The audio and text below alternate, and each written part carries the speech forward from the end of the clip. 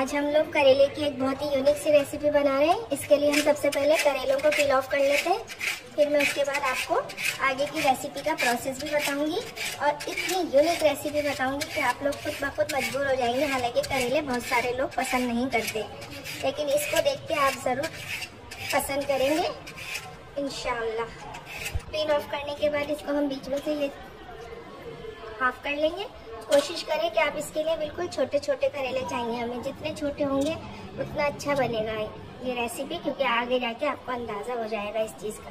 تو چھوٹے چھوٹے کریلے لے کے اس کو پیل آف کریں، بیچ کے سارے یہ نکالیں اور اس کو اس طریقے سے الگ کر لیں بیچ کو۔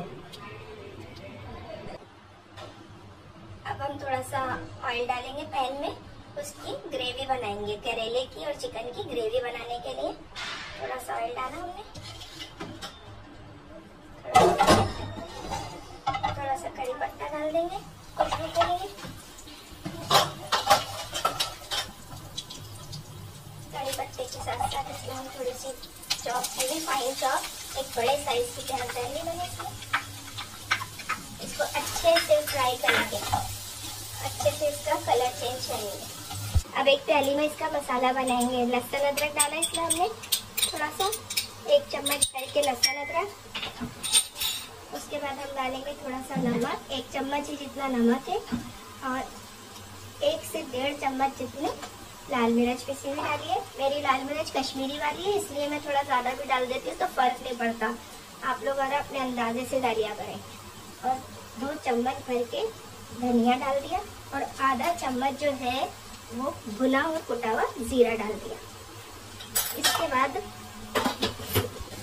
اب یہ پیاز نے تھوڑا تھوڑا اپنا کلر چینج کر لیا ہے، تو اس میں ایک بڑے سائز کا ٹماٹر لیا ہم نے اور اس کو فائن چاپ کر کے ڈال دیا۔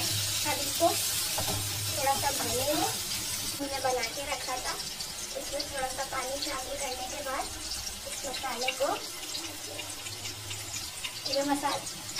اچھے سے پانی شامل کرنے کے بعد ایک پیسٹ بنائیں گے اور اس پیسٹ کو بھی اس کے اندر ڈال دیں گے۔ اب اس کو اچھی طریقے سے ساری چیزوں کے ساتھ بھوننا شروع کر دیں گے، تھوڑا تھوڑا پانی ڈال کے۔ چکن کی میرینیشن کریں گے، اس کے لیے اس میں جو ہے نا 1 چمچ صرف لہسن کا پیسٹ ڈالا ہے میں نے، آدھی چمچی وائٹ پیپر اور آدھی ہی چمچی پیپریکا پاؤڈر کا ڈالا ہے۔ اس کے بعد اس کو تھوڑا سا ایسے کر کے میرینیٹ کر دیں گے۔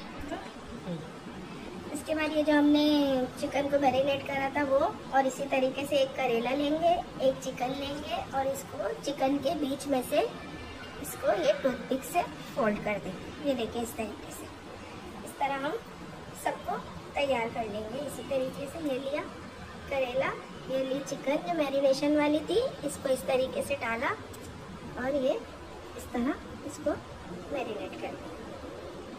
پانی ڈال کے بھونتے بھونتے اس پوزیشن میں آ چکا ہے اور ابھی یہ بہت بھون رہا ہے۔ اب الگ پین میں تھوڑا سا آئل ڈالا ہے میں نے، اور آئل ڈالنے کے بعد یہ جو میں نے کریلے اس طریقے کی کرے تھے، چکن اور کریلے، ان کو میں اس کو فرائی کر لوں گی اچھی طریقے سے۔ یہ 2-4 کریلے دھاگے میں مان لیے تھے صرف آئیڈیا کے لیے کہ اگر آپ کے پاس ٹوتھ پکس نہ ہو تو آپ ایسے بھی کر سکتے ہیں۔ یہ ڈال دیا ہم نے۔ اس کے بعد ہم اس میں ڈالیں گے 3 بڑے چمچ دہی کے۔ اس کے بعد ہم نے ڈالا اس میں تھوڑا سا ہرا دھنیا اور ایک تو ہری مرچ ڈال کے مندی آنچ کر کے اس کو ہم دم پہ لگا دیں گے۔ اب اس کو ہم 10 منٹ تک اچھے سے دم دیں گے۔ یہ دیکھیں ہمارے کریلے اور چکن تیار ہے، کتنا اچھا سا اس کا لک آیا ہے، دیکھو ماشاءاللہ ماشاءاللہ سے۔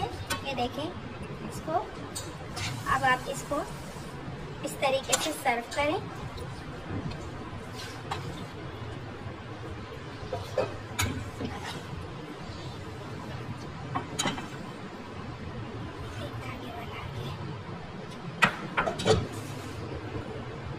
اس طرح اس کو گارنش کر دیں، مرچ ڈال دیں، اس کے اوپر ایک لیمن جوس تھوڑا سا ڈالیں، چاہیں تو دہی بھی ڈالیں اس کو۔